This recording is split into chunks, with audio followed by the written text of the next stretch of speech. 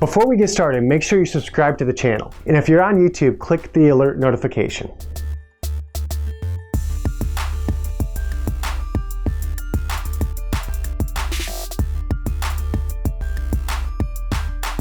In this next set of finishes, we're gonna talk about the 1 foot floater, or what we like to call the runner. Let's look at it. Same thing as we were attacking before.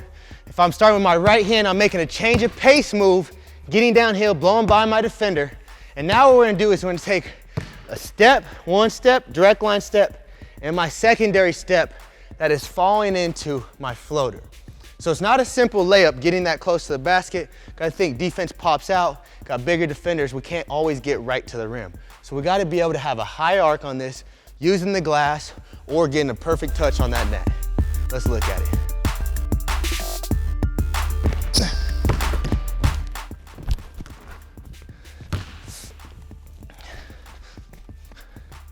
One thing, players, big key, as I'm attacking downhill on this floater, we want to ensure that we start to slow down our momentum on this second step. Too many players continue through and they just run through. We're acting like this is a cone, but as a defender, they might be taking a charge. So that's an easy way to make a great move and then ruin your finish by getting an offensive foul. So make sure as you're getting to that second step that it's not forward, but you jump up and you have a lift where you stop yourself short of getting that offensive foul. Let's see one more live rep.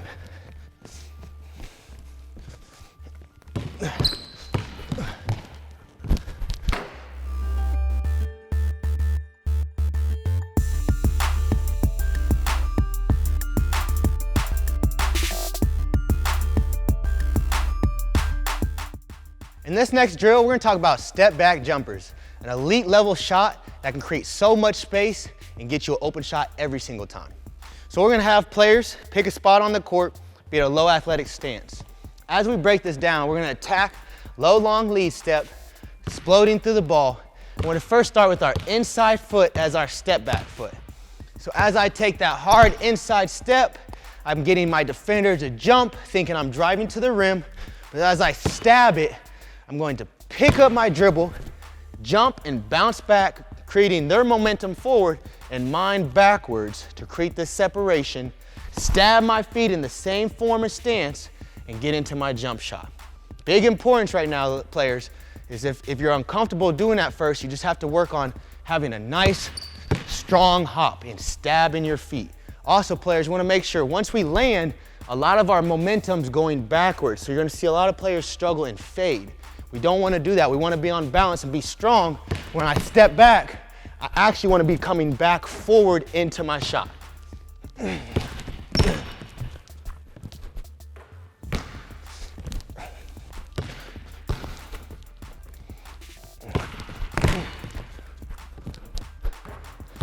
Good, players, after you make a few reps, let's switch it and get into our left hand. Same thing, now it's gonna be the right leg stepping in, making that step back dribble.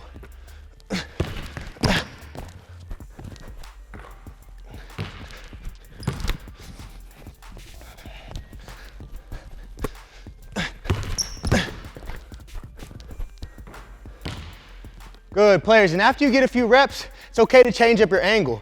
We started at the top, but you can start from the wings, the corners, anywhere on the court, get into your step back jumper.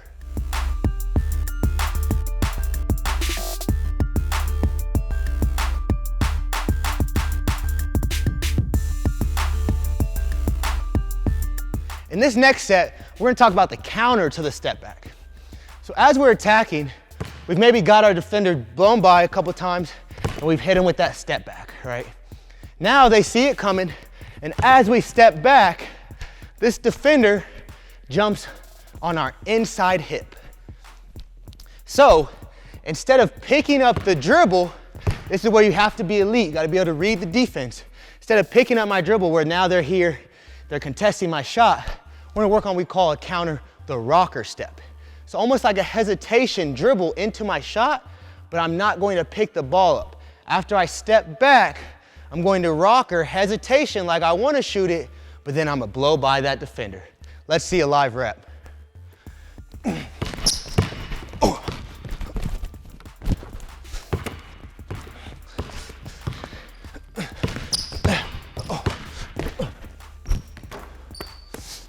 Good, players, after we get a few reps, let's work on the left side as well.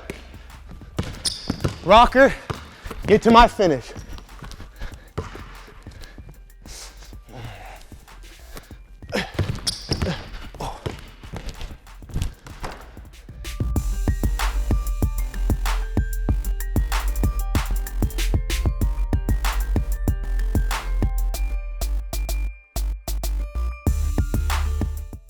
In this next drill, we're gonna be working on Steph Curry four-way.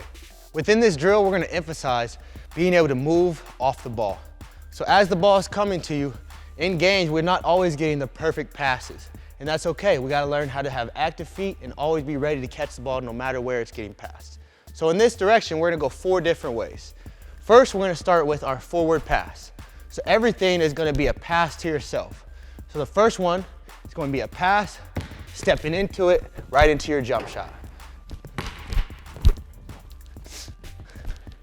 The second sequence would be to the side, right or left. So I'm going to throw the ball a little bit to my side so it makes my feet and body have to move into that sideways shot. Good, once I complete 1 rep on one side, I'm gonna do the other as well. That would be our third shot. Good. Our fourth and final shot is our backward step. As I throw it, I'm gonna take a step back, step my feet. Remember, everything needs to be forward. So as you shoot these shots, big emphasis on having strong balance. No matter if your body's moving to the side, everything's directed, all your energy back to the basket. If you're on this side, everything back to the basket.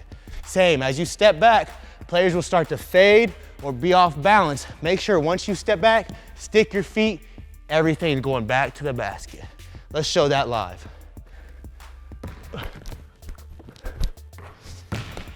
Get your rebound. Like I said, be in a good stance, throw it to the side. Make sure you move your feet into it.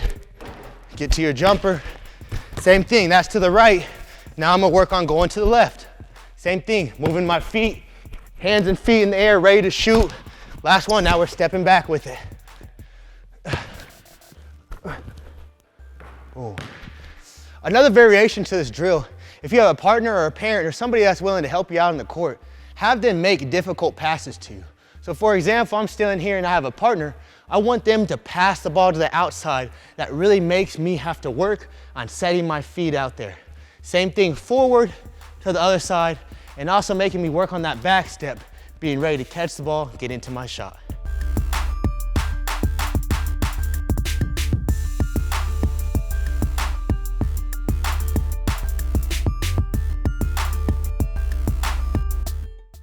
In this next set, we're gonna be talking about the Euro step layup.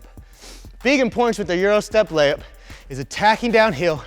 And what we like to teach players is a little thing that helps out their footwork, where we say, fake it, and I step on my first direct line step, my excursion step, and then I'm gonna say, take it, as I take my next follow through step. And then we also finish with a make it. So we're going fake it, take it, make it. Big keys. Where is this ball when I'm making this Euro? I'm emphasizing that it's either high or it's low. Nothing in between, no man's land, where we'll have hands and deflections, maybe causing a turnover. Let's see a live rep. Same thing, players, as we attack these cones, I'm starting with my right hand if I want to do a same line change of pace, or I'm gonna make a change of direction move from my left hand to my right hand and get into my Euro step layup. Let's see it.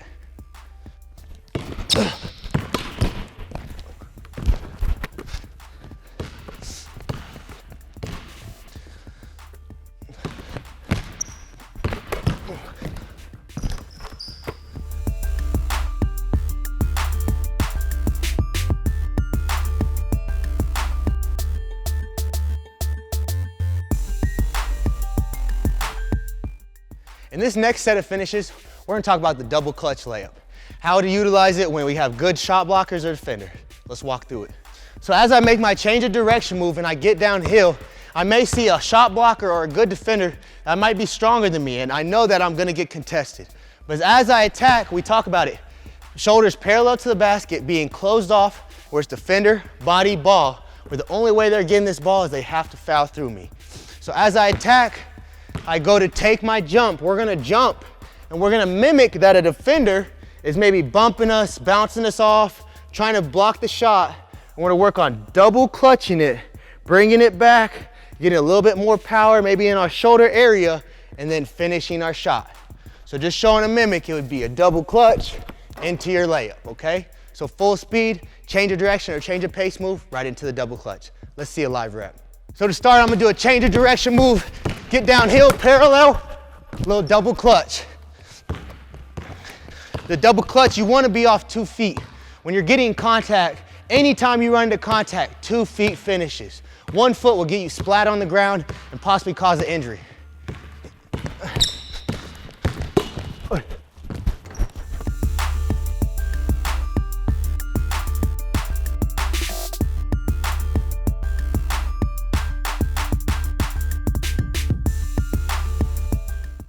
On this next set of finishing, we're gonna talk about the inside hand finish. Players like Steve Nash were so good at using this move, and it was all about messing up the timing of the defense. So as we walk through it, I'll make my change of pace move, and usually a typical layup, right foot, left foot, outside hand layup, right? But what we're teaching today is getting to that inside hand finish and not letting the defense time our steps to be able to be a good shot block. Let's see a live rep. So I'm gonna attack with a change of pace move, maybe a stutter step, and I'm attacking and I'm going to finish with my inside hand, which would be my left hand on the right side of the court. Let's see it.